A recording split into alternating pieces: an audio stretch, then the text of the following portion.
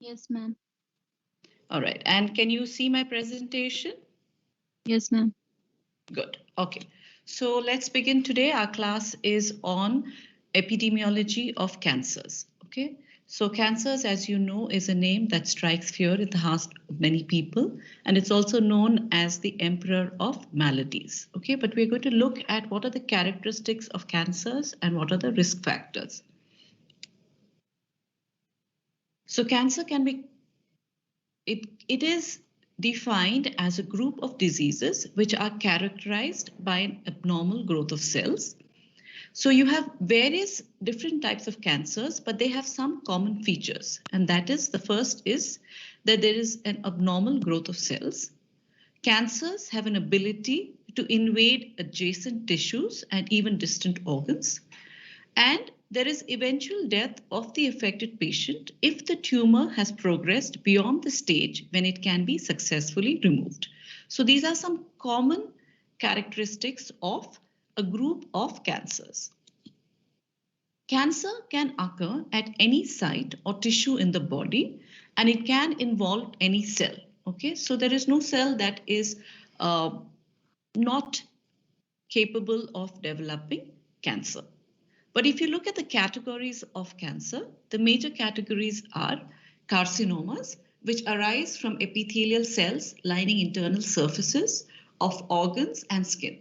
So this will include those cancers which arise from the mouth, esophagus, intestines, uterus, okay, from the liver. So all of these are carcinomas. Sarcomas, the next category, arise from mesodermal cells of connective tissues. So all cancers which arise from fibrous tissues, from fat, from bone tissue are called as sarcomas.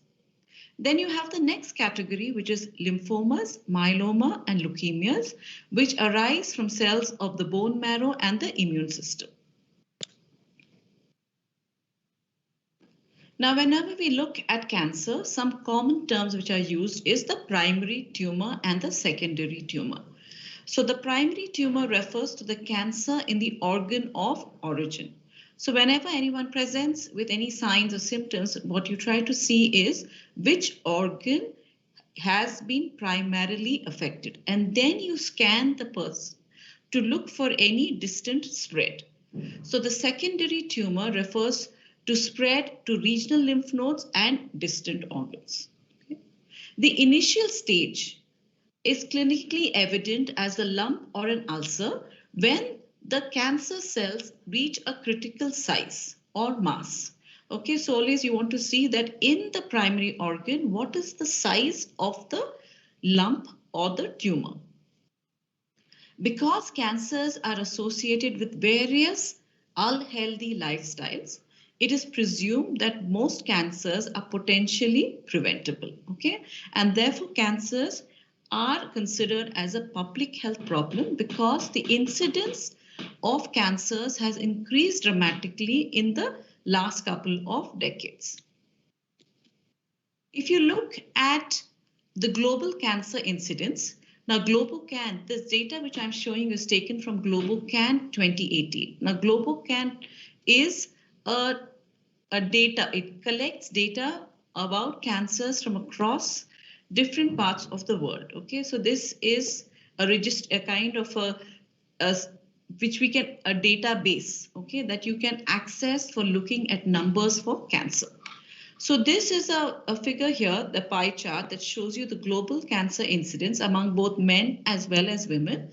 And if you look at the most commonly diagnosed cancer is lung cancer among both men and women. Okay, so it's lung cancer followed by breast cancer among women, and then colorectal cancer, prostate, and then stomach.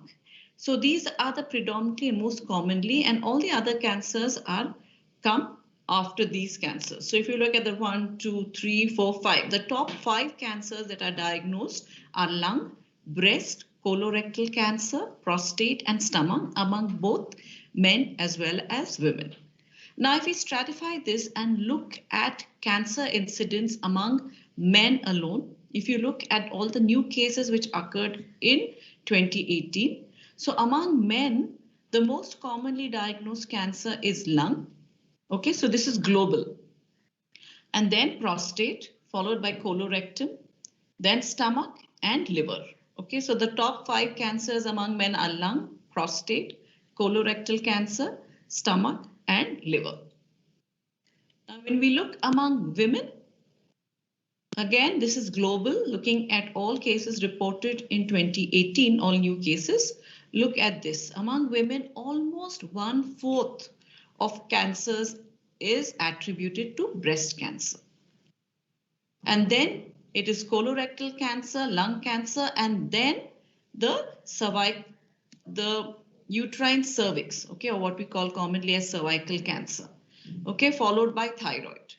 So breast, colorectal, lung, cervical cancer, and thyroid cancer. So this accounts to more than 50% among women, okay, and all the other cancers that occur among women are about 46%. Okay, so globally, breast cancers are the most commonly diagnosed cancer among women. Okay. So when we look at the problem statement, cancer is a large public health population. So look at the population. This is global population, almost 7 billion, okay, over 7 billion for both sexes. Okay, men, women, men are a little more than women. And look at the number of cases which are occurring. So globally, the number of cancers occurring are a little higher among men as compared to women. And if you look at the risk of developing cancer before the age of 75 years, it's higher among men, around 22.4% as compared to 18% among women.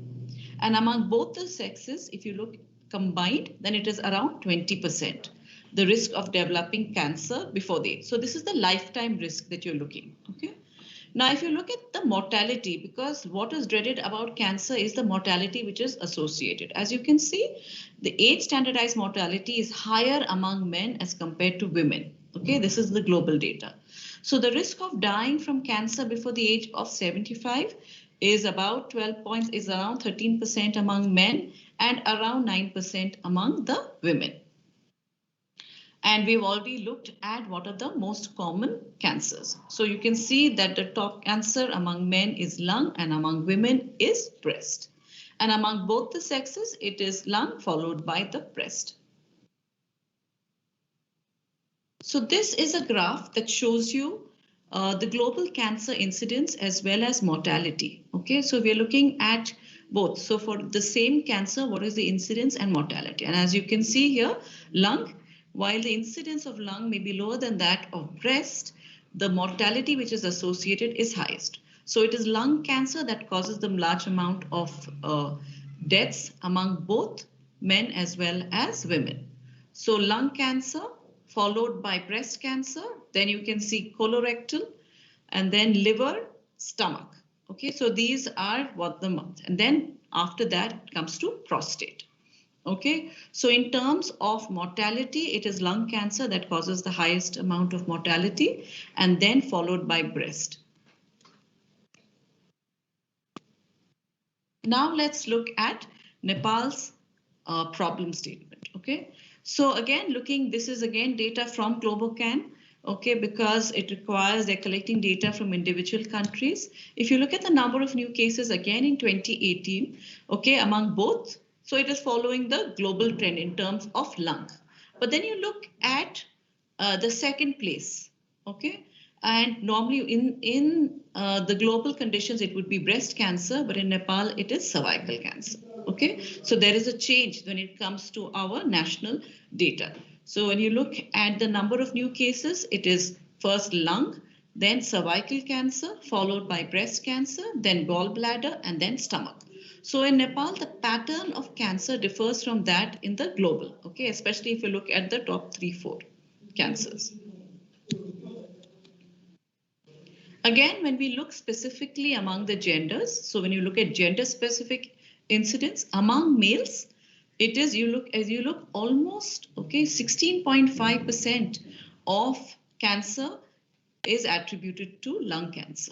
Okay, so lung cancer is more prevalent, followed by stomach, then gallbladder, then the oral cavity, including the lip, and then leukemias. Among women, not surprisingly, because you saw that in Nepal, among us, it was cervical cancer before breast cancer. So if you look at women in Nepal, most of the cancer which are commonly diagnosed, the most commonly diagnosed cancer among women is cervical cancer. Okay, so around 18.5% of all the newly diagnosed persons with cancer among women was cervical cancer, followed by lung and then breast. And then there was gallbladder and colorectal. Okay, so cervical cancer continues to be the #1 cancer among women in Nepal. So this is a summary of the pattern of cancer in Nepal. As you can see, look at the age standardized. So there's a difference. Okay, so women have a higher risk of developing cancer as compared to men. And you look in comparison with the global rates. So risk of developing cancer before the age of 75 is around 12% among women and around 9.4%. Okay, so women are at higher risk. It probably also may be because of the most severe cancer and mortality, which is also seen among them. Okay, and also because they are picked up later. So more cancer deaths reported among women in Nepal, and the risk of dying from cancer before age of 75 is higher among women, 9% as compared to 7.6%. So you can see that when we look at global data, there is a difference in Nepal in terms of pattern, in terms of incidence, as well as there is gender differences in mortality. Okay.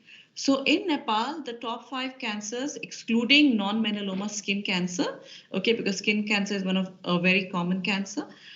When you exclude skin cancer, the top 5 most frequent cancers among males is lung, stomach, gallbladder, lip or oral cavity, and leukemia. Among women, it is cervical cancer, lung cancer, breast cancer, gallbladder, and colorectal. Among both men and women, it is lung cancer followed by cervical cancer, then there is breast cancer, gallbladder, and stomach. So cancer, whenever we talk about cancer or non-communicable disease, because there is no single cause that can be attributed, it is multifactorial causation, and therefore we look at risk factors. So the factors which we have listed out here have been identified as common risk factors for various different cancers. Okay, so one is the most important, topping the list is tobacco and alcohol use. Okay, so tobacco use and alcohol use has been attributed as an important risk factor for cancer, followed by infectious agents. So I have listed these risk factors in their order of importance for cancer. Okay, so tobacco and alcohol use comes right at the top, followed by infectious agents. Then we're looking at unhealthy diet. When we talk about unhealthy diet, we're talking about proportions of fat being higher in the diet and low consumptions of fruit and vegetables, followed by excess body weight. So being overweight or obese is a risk factor for cancer, and physical inactivity. So alcohol, now let's look in detail at each type of the risk factor. So alcohol consumption, it accounts for majority of the cancer deaths, which is caused by known risk factors. Smoking causes multiple different types of cancers. Smokeless tobacco causes cancers of the oral cavity, esophagus, as well as the pancreas. According to global estimates, smoking was responsible for about 2.3 million cancer deaths. Okay, so around 1/4 of all cancer deaths can be attributable to smoking.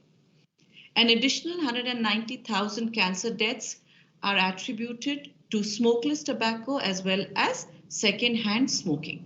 So even if you don't smoke, but you're in the presence of people who do smoke, that can be a risk factor for cancer.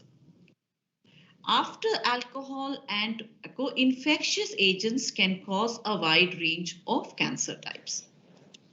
So here you have different types of infectious agents and the types of cancers that are associated with these agents. So Helicobacter pylori has been associated with stomach cancer. Human papilloma virus has been associated with cancer of the genital organs like cervix, uterine cervix, the vulva, vagina, penis. It is also has been associated with cancer of the anus, oral cavity, oropharynx, and the tonsils. The hepatitis B virus has been associated with hepatocellular carcinoma. Hepatitis C virus has been associated again with hepatocellular carcinoma, as well as the non-Hodgkin's lymphoma. The Epstein-Barr virus, EBV, has been associated with cancer of the nasopharynx, as well as some types of lymphomas. The Kaposi sarcoma herpes virus, KSHV, has been associated with Kaposi sarcoma as well as primary effusion lymphoma. Cystosoma hematobium has been associated with the urinary bladder cancer. Clonorchis sinensis or Pistorchis viver, you can see the names are all complex. Okay, viverrini has been associated with cancer of the bile ducts. The human T-cell lymphotrophic virus type 1 has been associated with the adult T-cell leukemia, that is blood leukemia, as well as lymphomas. HIV virus, human immunodeficiency virus, has been associated with Kaposi sarcoma, lymphoma, cervix, anus, as well as conjunctiva of the eye. What this virus does, it allows multiplication of your KSHV, okay, and therefore there is more increased risk of cancers among persons who have HIV infection. So those alcohol and smoking, as well as infectious, we've had evidence about their association with cancer. Now, there are emerging risk factors for cancers, such as excessive exposure to ultraviolet radiation from the sun and indoor tanning. Okay, some people like to get, especially those who have white skin, they like to have a little darker skin. And so they use UV lamps even at home, okay, in order to get a more even color and to look a little less pale. And which is quite surprising because in our part of the world, you have people who want to lighten their skin and those who have lighter skin want to look darker, okay? So human behavior also, these are emerging risk factors. So indoor tanning, that may also lead to skin cancers. There are reproductive and hormonal factors which have also been associated with cancers. Occupational exposure to hazardous substances and environmental pollution, such as air pollution, arsenic, and aflatoxins, have also been incriminated in cancer causation. You have medical radiation and radiation from naturally occurring high radon levels in residential places. Okay, these are all emerging risk factors for cancers. Now we look at the burden of cancer. Okay, the burden of cancer is distributed unequally between the developed and the developing countries. You have certain types of cancer, okay, which are having different pattern, and we already saw that in our introduction. Okay, we saw that as compared to the world, it was in this uterine cancer which was higher in prevalence here as compared to the world. Because if you look at the developed countries, it's mostly smoking and the lifestyle that they have adopted that is more responsible for the type of cancer that you see. While in developing countries, it is chronic infections which are more associated with cancers. You have higher incidence of infections which are leading to cancer. So whether it is your hepatitis B virus, or it is human papilloma virus or Helicobacter pylori, infections are more common in the developing countries, and it is the lifestyle and the kind of behaviors that people exhibit that are leading to cancers in the developed countries.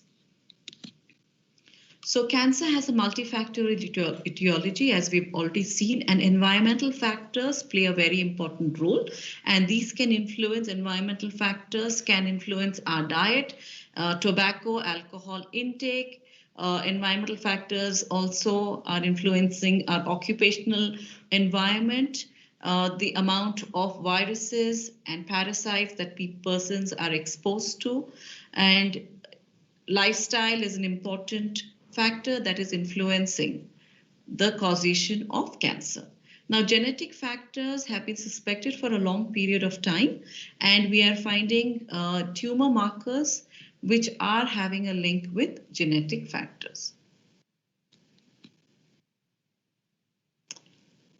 So if you look at the types of cancers and individual cancers which are influenced, and you're looking at environmental factors. So if you look at tobacco, tobacco has been associated with cancer of the lung, larynx, mouth, pharynx, esophagus, bladder, pancreas, as well as the kidney. Alcohol has been associated with esophageal cancer, liver cancer, as well as rectal cancer. Diet has been associated with cancer of the stomach, intestine, as well as the breast. Occupational exposure to risk factors has been associated, and the most common cancers which are associated with different occupations is skin cancer, lung cancer, bladder cancer, as well as blood cancer. Viruses have been associated with hepatocellular, as we've already seen, Kaposi sarcoma, non-Hodgkin's lymphoma, nasopharyngeal carcinoma, cervical carcinoma, as well as leukemia. Parasites have been associated with bladder cancer. Lifestyle has been associated with lung and oral cancer. And you also have cervical cancer, skin and breast, which have been related to other factors which are influenced in the background, present in the environment. So when we look at prevention of cancer overall, we look at primary prevention. Again, as a reminder, in primary prevention, that means before a person develops cancer, it is important that we provide health education and specific protection from harmful agents as well as, so it's very important that especially in occupations which carry a higher hazard and a risk, there should be cancer education. Secondary prevention focuses on cancer registration, early detection and treatment. That is crucial. In cancer, time is of essence. And the earlier you detect the cancer, the better the outcome. And there are many cancers which can be treated as well as cured. So we will focus on primary prevention of cancer. About 1/3 to about half of cancers are preventable based on the basis of present knowledge of risk factors. Now, why this is important is because with primary prevention, we can avoid exposure to carcinogenic agents. So they are likely to prevent other non-communicable disease. Okay, so you have infectious agents. So when you prevent exposure to these particular infectious agents, they will also lead to reduction in the other non-communicable diseases which are associated. Okay, the removal or the reduction of the cost through regulatory measures against occupational or environmental exposures can offer us a lot of benefit and reduce the expenditure that we have in detecting the cancer and treating the cancer. So primary prevention will not only reduce the amount of new cases as well as other non-communicable disease, but also reduce our expenditure. Therefore, it is very important that primary prevention should be prioritized as an integral part of global cancer control. So primary prevention can focus on especially the environmental factors when you look at tobacco and alcohol, control of tobacco and alcohol consumption. So it is very important that we begin to sensitize especially the adolescents who are in the experimental stage, those who still have not been exposed to cigarette smoking or drinking, but who are most at risk of beginning it and also have the temptation. So it is important that we give them the right message that to avoid tobacco and to use alcohol responsibly. So the best thing is to delay the age or the initiation when you begin to consume alcohol, and therefore the age limit, okay, 18. Why alcohol or tobacco products are not sold is to discourage them, because the age at onset exposes you, okay, and carcinogenesis is all about the duration of exposure. So if we can limit the exposure among the younger children, hopefully we will reduce the incidence of cancers which are associated with tobacco as well as alcohol. Then in diet, it is important that high fat content should be avoided. So a fatty diet should be avoided. In occupational, it's very important that we protect workers from hazards which are there in the occupational environment. Thankfully, for a lot of the viruses, we have effective vaccines which are available. So immunization is something that can be offered and is a viable weapon for primary prevention of cancers. For parasites as well as lifestyle, personal hygiene is very important. When especially we look at cervical cancer, so personal hygiene is important because that can also reduce the exposure. Air pollution has been identified, both indoor as well as outdoor air pollution have been identified as important risk factors for cancer, especially cancer of the respiratory tract and lungs.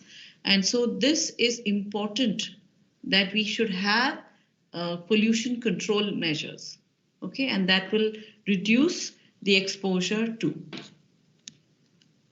cancer.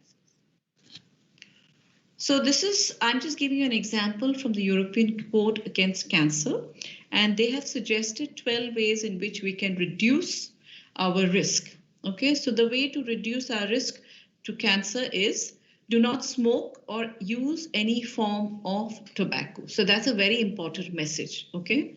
Do not smoke. So this is primordial prevention. We do not want the risk factor to emerge. If someone is already smoking and you tell them stop smoking, that is primary prevention, okay? When you reduce, you tell them to stop doing something when they're already doing it, that will be primary prevention. Before they begin to use anything and you tell them very good and continue and please do not use, do not smoke or use any form of tobacco, that will be when we want to prevent the emergence of risk factors, that is primordial prevention. So primordial prevention is a special type of primary prevention. Then a good way is to make our home, okay, smoke free. Okay, and also at workplaces where you may have different people and environment who may have different habits. Okay, so it would be good to have policies in place so that our workplaces are also smoke free. Then we should also be proactive and seeing that we maintain a healthy body weight. Okay, so our BMI should range between 18.5 to under 23. Okay, because we are Asians, so we don't want to go up to even 25. We should limit it to within 23. Okay, so whatever weight you are as an adult, and if it is within the normal weight, you should see that over the course of you should not gain more than 5% of what you were weighed when you were 21. Okay, so we should maintain at every stage in life, maintain a healthy body weight which is appropriate for that age. We should also be physically active and limit the amount of time that we spend sitting. Okay, so sedentary lifestyle, another risk factor, and it is also a risk factor for obesity. So if we reduce the amount of time that we spend sitting, also that will be a good way in which we protect ourselves. Again, a whole range of non-communicable disease and cancer in specific. So I hope you all are keeping this in mind or taking a snapshot or whatever. So when we talk about primary prevention in cancer, I hope to see these answers from you. Okay. So when we talk about having a healthy diet, okay, what we want is with it, everyone should be eating plenty of whole grains, pulses, vegetables and fruits. Now, if you look at Nepal specifically, while we do consume a lot of whole grains, pulses, vegetables, the amount of fruit that we consume is very low. Okay, so in Nepal, what we can do is increase the amount of fruit that is consumed. Then another important thing when we have a diet is that we should limit foods which are high in sugar or fat. Okay, so these foods are fat has a lot of is high, rich in calories, and therefore high calorie food. You should avoid high calorie food and avoid sugary drinks. So anything that has a lot of sugar or fat, you should consume them in sparingly. Okay, you should eat it very sparingly. Then another important point to remember is that we should avoid processed meats. Okay, processed meats are all your ham, bacon, okay, sausages, okay, any meat that gets processed, okay, and because they have a lot of additions, they also contain a lot of salt. Okay, so salt, high salt intake, packaged foods have been associated with cancer. So we must also limit the consumption of red meat and foods which are high in salt.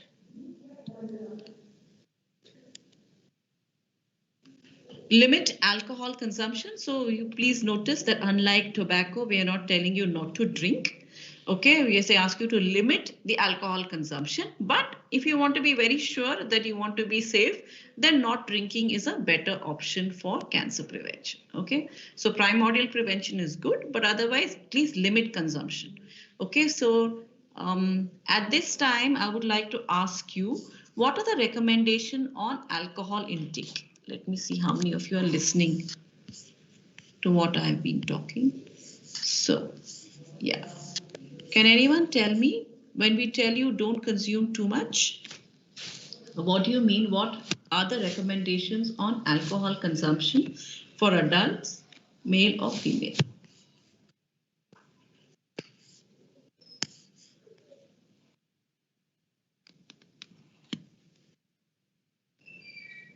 Can anyone tell me how much alcohol is recommended that you can consume per day? How many units? Ma'am, 2 to 3 drinks. Yes, you need to increase your volume. I can't hear you too well. 10 ml, Ma'am, 2 to 1 3 unit. drinks. What is the recommendation on alcohol consumption? Ma'am, 2 to 3 drinks for men and 1 to 2 drinks for women. That was the older, now I think it has been reduced, right? Is that Prana who's talking? Ma'am, 10 ml. Right, 10 units, not ml. 10 units of absolute alcohol. Okay. So because, yeah, Yes, ma'am. so for the recommendation is, so one standard drink has 10 units of alcohol, but that's a good attempt, right?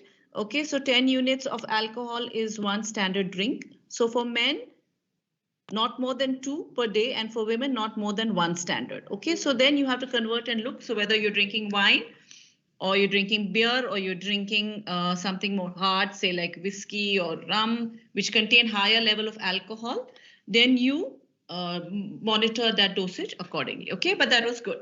Okay, so right. So now let's go back.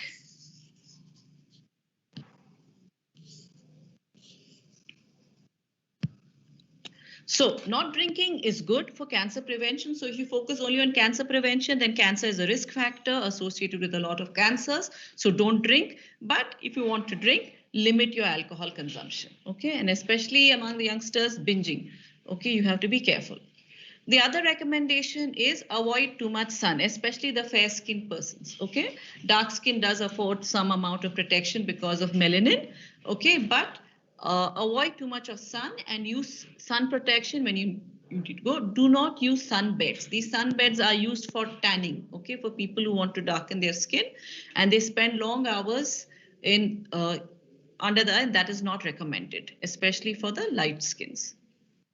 At the workplace, you should follow health and safety instructions to protect yourself from harmful substances. Okay, you should know if you're exposed to radiation from naturally high radon levels in your home. Take action to reduce high radon levels.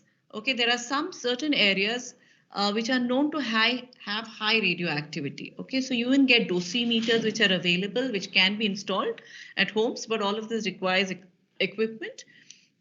For women, breastfeeding is a very important way in which you can protect yourself from breast cancer. Okay, so the recommendation is for exclusive breastfeeding. Okay, and the other thing is also many women at menopause would like to use hormonal replacement therapy. So limited use. Okay, hormonal replacement therapy has also been associated with breast cancer. Okay, so breastfeeding is an important means of both being the ideal food for the baby.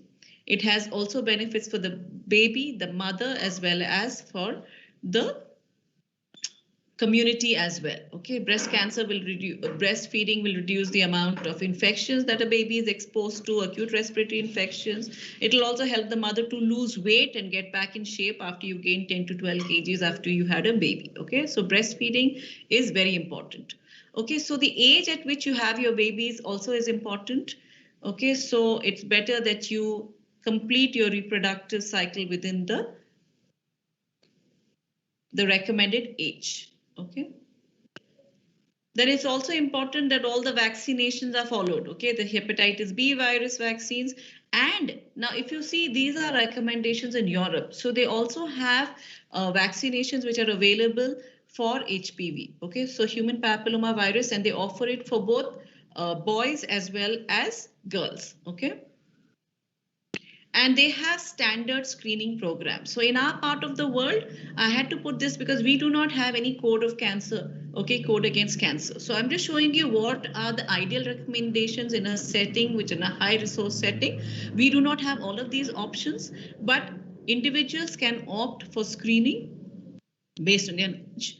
We are having some program which are being introduced, okay, for the more common cancers.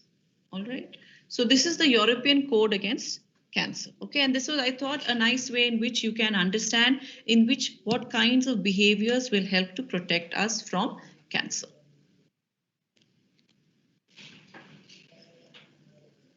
So cancer education is directed at high-risk groups. It motivates people to seek early diagnosis and early treatment. Okay, so cancer education talks about the early warning signs. These are all the danger signals. So your danger signals are, if you notice a lump or a hard area in the breast, a change in a wart or a mole. So you always had, or you could have something new that appears, a new wart or a new mole. But if this suddenly changes or increases in size, or if there is a persistent change in digestive and bowel habits, a persistent cough or hoarseness.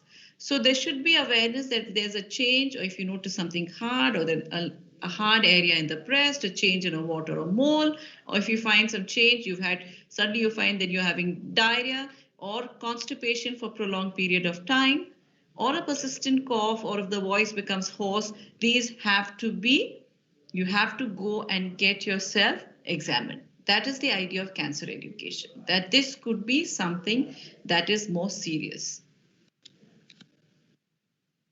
So people should also be aware that excessive loss of blood at the monthly period or loss of blood outside the usual days. So having bleeding during menstruation or intermenstrual bleeding, okay, is also a warning sign. Blood loss from any natural orifice. Okay, if you're losing blood from any natural orifice, also should be investigated. If you have a swelling or a sore that does not get better, as well as unexplained loss of weight. So if anybody has weight loss 10% or more, it should be, unless you have been looking. So why it's called as unexplained loss of weight is not for those who are trying to lose weight. If you're not trying to lose weight and still lose weight, so that would be an early warning sign. So 10% weight loss or more has to be investigated. Now for cancer, something that is done specifically for secondary prevention is cancer registration. Okay, so in cancer registration, you have hospital-based registries and you have uniform data which is collected. And this is based on the WHO handbook for standardized cancer registers. Okay, so the two types of registration that can be done is among patients who come to the hospital for treatment. So these are hospital-based registries.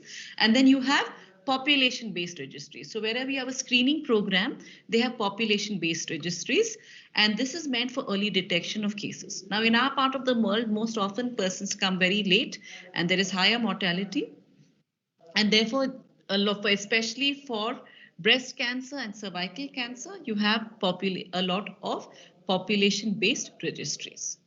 And of course, early diagnosis as well as treatment forms the backbone of secondary prevention in cancer. So let's look at cancer registration in Nepal. Now, cancer registration is an organization for the systematic collection, storage, analysis, interpretation, reporting of data on persons with cancer. So these registries, they provide vital information for policymakers to assess cancer burden in the country. They also help you to plan health services, to develop preventive and control strategies, and they provide an opportunity to conduct research, such as you can see what are the time trends, you can see topography patterns, and you can also look at survival analysis. This also offers you an opportunity to evaluate different treatment options in different stages of the disease. While cancer treatment is available, not all of it is available to everyone within the country. They often have to come to the more urban centers, okay? And also efficacy of treatment differs across different populations, okay? So when you have data related, then you can see what works best in the particular population. So in Nepal, cancer registration was initiated in 1995, and in 2003 it was expanded to the National Cancer Registry Program. Okay, so this was in collaboration with the World Health Organization, and the BP Koirala Memorial Cancer Hospital was the one that was instrumental in this program. So this includes 12 hospital-based registries. Okay, so the NCRP, the National Cancer Registry Program in Nepal, has 12 hospital-based registries. Now, in 2013, there was a population-based cancer registry which was piloted in 15 districts of Nepal. Okay, so population-based registry is more difficult because you have to go in and, you know, when you screen healthy persons and you tell someone that they have cancer, it can be pretty devastating and people don't like it. Okay, so screening has to be done very carefully, and also because it costs a lot of money, we have to be sure that the benefit that is offered for the screening far outweighs the risk which is associated, and especially the anxiety that comes because of false positive cases. Okay, if you screen and you tell someone that you may have cancer, it turns out to be false positive, it gives a very bad name. Okay, because for the person it is quite devastating. Okay, because even for them to believe that they don't have it also can take some time. Okay, so false positives can play have a negative impact when you're trying to develop a screening program. So these are the sites of the National Cancer Registry in Nepal. As you can see, most of them, can you see, are there in Kathmandu. So you have 1, 2, 3, 4, 5, and then 6, 7. One is in Bhaktapur, the other one is in Lalitpur. And then outside you have one in Banke, one in Pokhara, Chitwan, and Dharan. Okay, so most of the, can you see? It's concentrated. Okay, so most of the cancer registry are in Kathmandu, followed by then you have in Bhaktapur and Lalitpur, and then you have one in the other districts. So you can see that this is exactly what we're saying. So if anybody needs for cancer, if somebody has cancer, they have to travel to either a district hospital or they have to go to the center. They have to come to Kathmandu for treatment. So cancer screening. Cancer screening is search for unrecognized malignancy by means of rapidly applied tests. Okay, the same as screening for any other disease. Okay, now why is screening possible in cancer?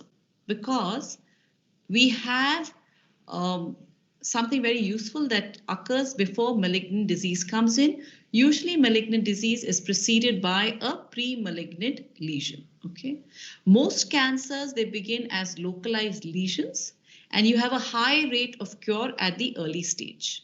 75% of cancers, they occur at accessible sites. And so we have to exploit all of this when we are carrying out screening.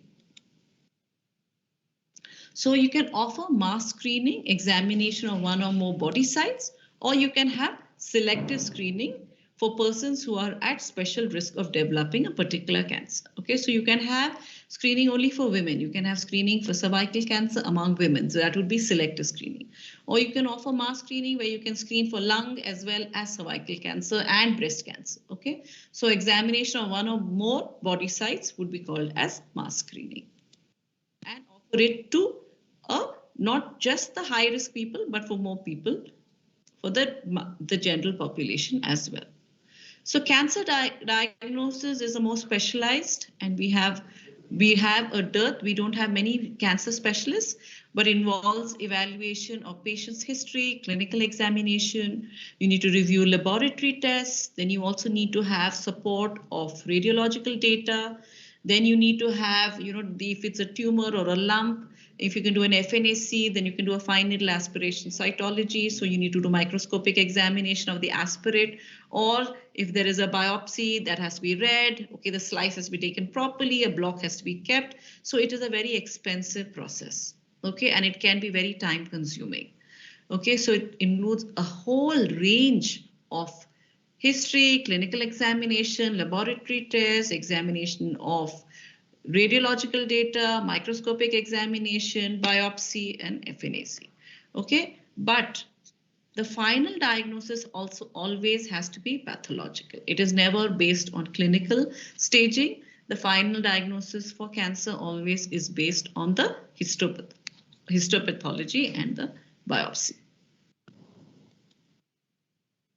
Now we have the advantage of something that has now been found, which are the tumor markers. Tumor markers are found in the blood, urine, or body tissues, and they can be elevated by the presence of one or more types of cancers. But so a tumor marker, if it is elevated, it can indicate cancer. However, you can also have false positives because you can have other reasons for elevation. Okay, so that also has to be kept in mind. So these are some common tumor markers with their associated cancers. So you have alpha fetoprotein, which is associated with hepatocellular carcinoma and germ cell tumor, cancer antigen 125, which are associated with ovarian cancers, and these are used to monitor disease progression. Then you have the prostate specific antigen, which is associated, again, plays a role for monitoring prostate cancer. Then you have the carcinoembryonic antigen, which is associated with cervical, ovarian, gastrointestinal, pancreatic, breast, as well as lung cancer. Then you also have the CA15-3, which is also known as HER2-NEU, OVX1, and you also have the OVX2, which are associated with breast cancer. Then you have estrogen and progesterone receptors in breast cancer. And normally in breast cancer, when you test for these tumor markers and you look for these receptors, it also gives you an indication as to how you can follow therapy. So if you get the estrogen receptors, you can use hormonal therapy. And if you have triple negative, that reduces the options that are available for treatment. Then you also have HCG, which is the human chorionic gonadotrophin, which is associated with gestational trophoblastic disease, germ cell tumor, and the choriocarcinoma. Then you have CA19-9 antigen, which is associated with pancreatic, colorectal cancers, and some gastrointestinal tumors. So you can see that we have some common tumor markers which are associated, and usually whenever a person is diagnosed, they're also asked, because these can not only be used for diagnosis, but they are also used as prognostic. Okay, so they will help to monitor therapy. Now, treatment of cancers. 20 years ago, cancer was a dreaded word. The word cancer was associated with death. Okay, but now we know that cancers are curable. There are cancers that are curable when they are detected early. For example, breast cancer, cervical, colorectal cancer, oral cavity, nasopharynx, larynx, stomach, skin melanoma, other skin cancers, bladder cancer, prostate, retinoblastoma, the testes, all of these, when they're detected early, then they can be cured. Okay, there are some cancers which you cannot detect early, but even when they're disseminated, they are still potentially curable. Okay, so metastatic seminoma, acute lymphatic leukemia, Hodgkin's lymphoma, non-Hodgkin's lymphoma, especially among children, these have high rates of cure. Okay, so thankfully, these are all cancers which are amenable for treatment, including osteosarcoma. Then you have some cancers that are treatable, but they cannot be cured. Okay, you can treat it. There is modality, there is surgery. You have surgical option, you have radiotherapy, chemotherapy. All of these modalities are available, but you may not have the 5-year survival rate, may be lower. Okay, so advanced breast cancer, advanced cutaneous melanoma, advanced Hodgkin lymphoma, advanced non-Hodgkin's. So anything that is advanced, okay, has a lower cure rate. Okay, so what I will do now today, it's now 3:50. So we will stop with here today, and in our next class we will look at the individual epidemiology of cancers. So we look at oral cavity cancers, breast cancer, and cervical cancer, which is more common in our part of the world. So I thought I will focus on cancers which are more common in Nepal and in India. So with the next class, we will look at the these particular individual cancers. Okay.